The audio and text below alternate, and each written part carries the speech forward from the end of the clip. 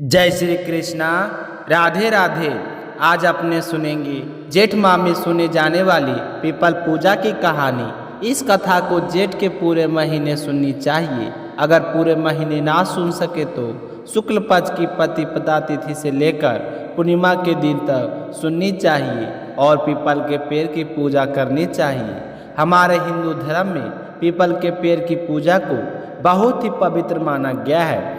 कहते हैं कि एक बार लक्ष्मी माता और उसकी छोटी बहन दरिद्रा भगवान श्री हरि विष्णु के पास गई और प्रार्थना करने लगी कि हे प्रभु, हम कहाँ रहें। तो भगवान विष्णु ने दरिद्रा और लक्ष्मी को पीपल के वृक्ष पर रहने की अनुमति प्रदान कर दी। इस तरह वे दोनों पीपल के पेड़ में रहने लगी।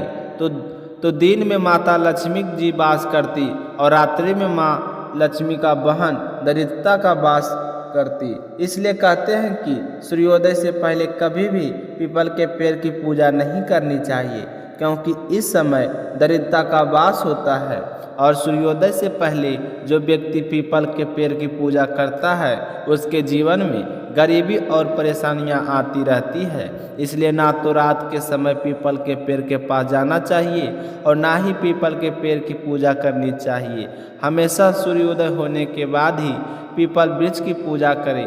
भगवान श्री हरि विष्णु ने वरदान दिया है कि जो भी व्यक्ति पीपल के पेड़ की पूजा करेगा उसे शनि दोष से मुक्ति मिलेगी और घर में लक्ष्मी की अपार कृपा बनी रहेगी, क्योंकि शनि के कोप से ही घर का ऐश्वर्य और सुख सौभाग्य नष्ट होता है। जिस व्यक्ति पर शनिदेव प्रसन्न हो जाते हैं उसके घर में अन्न धन और सुख समृद्धि की कोई कमी नहीं रहती। पीपल के पेड़ में जल सींचकर परिक्रमा लगाने से सभी तरह के पाप नष्ट हो जाते हैं। पितरों का आशीर्वाद प्राप्त होता है। जिस घर के पितृ प्रसन्न होते हैं उस घर में सुख और सौभाग्य की कोई कमी नहीं रहती। गीता में भगवान श्री कृष्ण ने खुद पीपल के पेड़ को सबसे बड़ा बताया है। कहा है कि पीपल वृक्ष में मैं स्वयं वास करता हूँ। जो भी व्यक्ति पीपल के पेड़ की पूजा करके मेरा ध्यान करता है उसकी सारी आधी व्याधि दूर हो जाती है और अपने जीवन के समस्त सुखों को भोग करता है। बोलिए श्री हरि विष्णु भगवान की जय हो। एक गांव में एक बूढ़ा ब्राह्मण रहता था। वह रोजाना पीपल के जल सींचने जाया करता था। तो पीपल में से रोजाना एक लड़की निकलती और कहती कि पिताजी, मैं आपके साथ चलूँगी। तो वह सोचता कि छह कन्या तो मेरे घर आगे है ये है और यह सातवीं कन्या मैं क्या करूँगा। घर में खाने का पूरा अनाज तक नहीं है, इसे मैं क्या करूँगा। यह सोचकर वह उस लड़की से कुछ भी नहीं कहता और चुपचाप घर लौटाता और सारा दिन सोचता ही रहता। एक दिन उसकी पत्नी ने पूछा कि क्या बात है जी, आप दिन पर दिन बिल्कुल कमज़ोर होते जा रहे हैं, मुझे बताइए ऐसी क्या बात है। तो वह बूढ़ा ब्राह्मण बोला कि मैं क्या बताऊं। जब भी मैं पीपल सींचने जाता हूं तो वहाँ से एक लड़की निकलती है और कहती है कि पिताजी, मैं भी तुम्हारे साथ चलूँगी। तो मैं उससे क्या कहूँ। वैसे ही हमारी आगे भी 6 लड़कियाँ हैं। तो बुढ़िया बोली कोई बात नहीं, उसे कल ले आना, वो अपने बाप का खाएगी। जहाँ 6 लड़कियों को भोजन मिलता है वहीं 7वें को भी मिल जाएगा।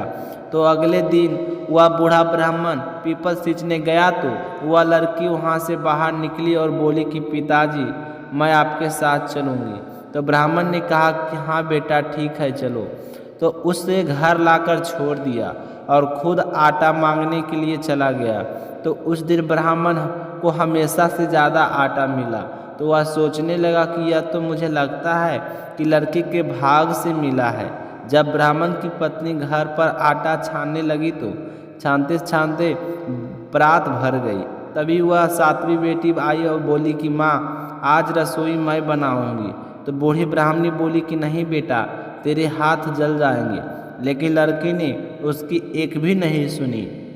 उसने कहा कि आज तो खाना मैं बनाऊंगी। यह सुनते ही वह कहते हुए रसोई में चली गई। उसने तरह तरह के 36 व्यंजन बना डाले। आज तो सभी ने भरपेट भोजन किया, इससे पहले तो वह आधा पेट भूखा ही रहा करते थे। तो ब्राह्मण और ब्राह्मणी दोनों सोचने लगे कि लड़की है तो भागो वाली है। उसी समय वो बूढ़ी ब्राह्मणी का भाई आया और कहने लगा कि बहन, मैं तो आज यहीं पर खाना खाऊंगा। तो उसकी बहन परेशान हो गई और सोचने लगी कि खाना कहाँ से लाऊंगी, जो सुबह बनाया था वह तो सारा खा लिया, अब अपने भाई को खाना कहाँ से खिलाऊंगी। तो लड़की ने पूछा कि क्या माँ, क्या बात है। तो उसने कहा कि बेटा, तेरा मामा आया है और कह रहा है कि भोजन नहीं करूँगा, लेकिन भोजन तो अपने सारा कर लिया है, कोई रोटी भी नहीं बची है, इसको खाना कहाँ से खिलाऊंगी। तो लड़की बोली कि माँ तो चिंता मत करो, मैं बना दूंगी। तो वह रसोई में गई और जल्दी से भोजन तैयार कर दिया और मामा को भोजन करवा दिया। तो मामा ने भी भरपेट भोजन किया और कहा कि ऐसा खाना तो बहन मैंने तुम्हारे घर या कहीं भी कभी भी नहीं खाया। तो ब्राह्मणी ने कहा कि भैया, तेरी भांजी ने उस खाना बनाया है। उसके बाद वह लड़की बोली कि माँ, चोखा लगा दो और चोखे पर दिया जला दो, आज मैं कमरे के अंदर ही सोऊंगी। तो ब्राह्मणी बोली कि ना बेटी, तू अकेली वहाँ पर डर जाएगी। लेकिन वह बोली नहीं माँ, मैं नहीं डरूंगी, आज तो मैं कमरे के अंदर ही सोऊंगी। तो वह कमरे में जाकर सो गई। आधी रात को उसने इधर उधर देखा तो चारों ओर धन ही धन हो गया। तो यह देखकर बुआ बहुत ही खुश हुई और बाहर जाने लगी। वहाँ पर वह बूढ़ा ब्राह्मण सो रहा था। तो उसने उसे देखा तो कहा, बेटी तू इस वक्त कहाँ चली जा रही है। तो वह बोली कि बाबा, मैं तो दरिद्रता दूर करने आई थी, मैं तुम्हारी पीपल पूजा से बहुत ही खुश थी, इसलिए तुम्हारे घर की गरीबी मिटाने आई थी, वह मैंने मिटा दी है, अब मैं अपने स्थान पर जा रही हूँ। तो बूढ़े ब्राह्मण ने चारों ओर देखा तो धन ही धन हो गया। तो यह देखकर वह बहुत ही खुश हुआ। सुबह सवेरे जब ब्राह्मणी उठी तो लड़की को ना पाकर उसे ढूंढने लगी और कहने लगे कि पावनी बेटी कहाँ चली गई। तो बूढ़ा ब्राह्मण बोला कि वह तो लक्ष्मी माता थी, जो हमारी गरीब दूर करने आई थी, गरीबी दूर करके चली गई, देखो हमारा घर कैसे धन्य धान से भर गया है। तो यह देखकर ब्राह्मण और ब्राह्मणी दोनों ही बहुत ही खुश हुए। उस दिन के बाद से दोनों रोजाना सुबह सवेरे जल्दी उठते और स्नान करके पीपल की पूजा किया करते थे। हे लक्ष्मी माता, जैसे आपने उनकी दरिद्रता दूर की, वैसी सबकी करना, कहानी कहने वाले को, कहानी सुनने वाले को और हुंकार भरने वाले की, सभी पर कृपया दृष्टि बनाए रखना। बोलिए लक्ष्मी माता की जय हो। अब अपने सुनेंगे गणेश जी की कथा। प्राचीन समय की बात है, एक बहुत बड़ा नगर था। उस नगर में एक बूढ़ी माई रहती थी। उसके 2 बेटे थे, दोनों धान कमाने के लिए परदेश गए हुए थे। वह बूढ़ी माई गणेश जी की परम भक्त थी। रोजाना सुबह जल्दी उठती, स्नान आदि से निवृत्त होकर सबसे पहले गणेश जी भगवान की पूजा करती। लेकिन पूजा करने के लिए उसके पास कोई गणेश जी की मूर्ति नहीं थी। वह रोजाना मिट्टी का गणेश जी बनाती और फिर उसकी पूरी प्रेम भाव से सेवा किया करती। मिट्टी के गणेश जी को पहले नहलाती, फिर सिंदूर से तिलक करती, दुर्वा घास अर्पित करती और दोनों हाथ जोड़कर कहती कि हे गणेश जी भगवान, परदेश गए मेरे बेटे जल्द से जल्द खूब सारा धान कमा कर लौट आए। वह बुढ़िया बेचारी भोली भाली थी। जब वह मिट्टी के गणेश जी को स्नान करवाती तो वह पानी के साथ बहने लगता और जब तक पूजा पाठ समाप्त करती तो वह मिट्टी के ढेले की तरह बन जाता। तो यह देखकर बूढ़ी माई को बहुत ही दुख होता। अगले दिन फिर रिज लगाकर गणेश जी की मूर्ति बनाती है, पर वह तो मिट्टी की होती है तो वह गल जाती है।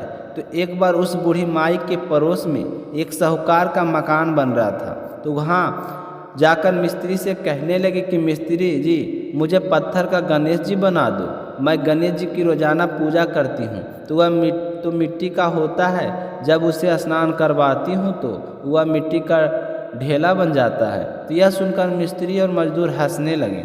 मिस्त्री कहने लगा कि मैं तुम्हारे लिए पत्थर का गणेश जी का बनाऊंगा तो उतने समय साहूकार का कोई काम पूरा करूंगा। तो तुम्हें पता है तुम्हारे लिए गणेश जी की मूर्ति बनाने लग गया और साहूकार आ गया तो मुझे काम से निकाल देगा। तुम यहाँ से जाओ, मैं तुम्हारा यह काम नहीं कर सकता। तो बूढ़ी माई बहुत ही दुखी हुई और कहने लगी कि राम करे यह तुम्हारी दीवार कभी पूरी ना हो। तो बुढ़िया तो यह कहकर चली गई। जब मिस्त्री दीवार बनाते तो दीवार बिल्कुल टेढ़ी हो जाती और थोड़ी ही देर बाद में वह अपने आप गिर जाती। तो इस तरह करते समय सुबह से शाम हो गई। तो शाम को साहूकार वहाँ पर आया और पूछने लगा कि आज आपने क्या काम किया है, मुझे तो कोई काम किया हुआ दिखाई नहीं देता, आप किस तरह काम करोगे, तो मजदूरी कौन देगा। तो मिस्त्री कहने लगा कि साहूकार जी मैं आपको क्या बताऊं, आज सुबह एक बुढ़िया आई थी, वह कह रही थी कि मुझे पत्थर का गणेश जी बना दो।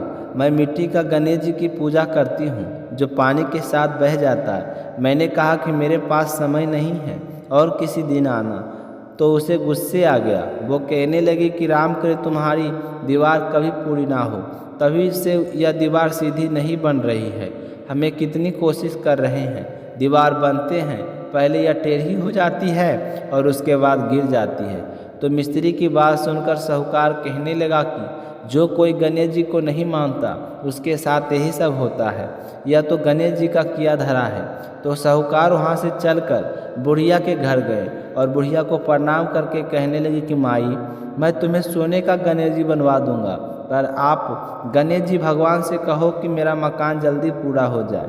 हे माई आज सुबह तुम क्या कह कर आई थी, उसके बाद तो दीवार भी पूरी नहीं हुई, अगर इसी तरह चलता रहा तो मेरा मकान कैसे पूरा होगा। तो यह सुनकर बूढ़ी माई खुश हुई और कहने लगी कि बेटा ऐसी कोई बात नहीं, तुम्हारा मकान बहुत जल्द पूरा होगा, तुम अब जाओ और गणेश जी का चमत्कार देखो। तो जैसे ही साहूकार बुढ़िया से मिलकर स्त्री के पास आया तो देखा कि दीवार तो सारी की सारी बनी हुई है। तो यह देखकर साहूकार और मिस्त्री मजदूर सारे बहुत ही हैरान हुए और जोर जोर से गणेश जी भगवान का जयकारा लगाने लगे। दूसरे दिन से मकान का कार्य जोरों शोरों से शुरू हो गया और थोड़े ही समय में साहूकार का मकान बनकर तैयार हो गया।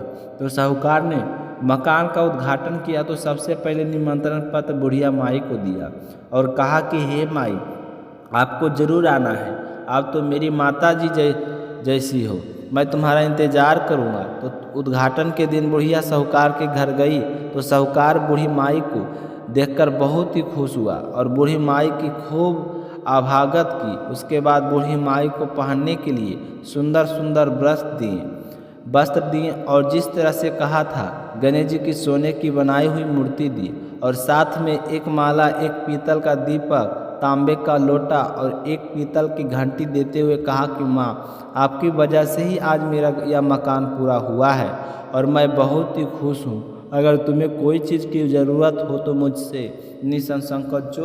निसंकोच कह सकती हो, मैं तुम्हारे बेटे जैसा हूँ। यह कहकर साहूकार ने बूढ़ी माई के चरण स्पर्श किए तो बूढ़ी माई आशीर्वाद देते हुए कहने लगी कि बेटा खूब फलो फूलो, खूब तरक्की करो, यह सब कुछ मैंने नहीं मेरे गणेश जी भगवान ने किया है, मुझे तो बस अब कुछ नहीं चाहिए। मैं तो चाहती हूँ कि मेरे बेटे परदेश गए हैं वह जल्दी से घर आ जाए। बूढ़ी आँखें अपने बेटों को देखने के लिए तरस गई।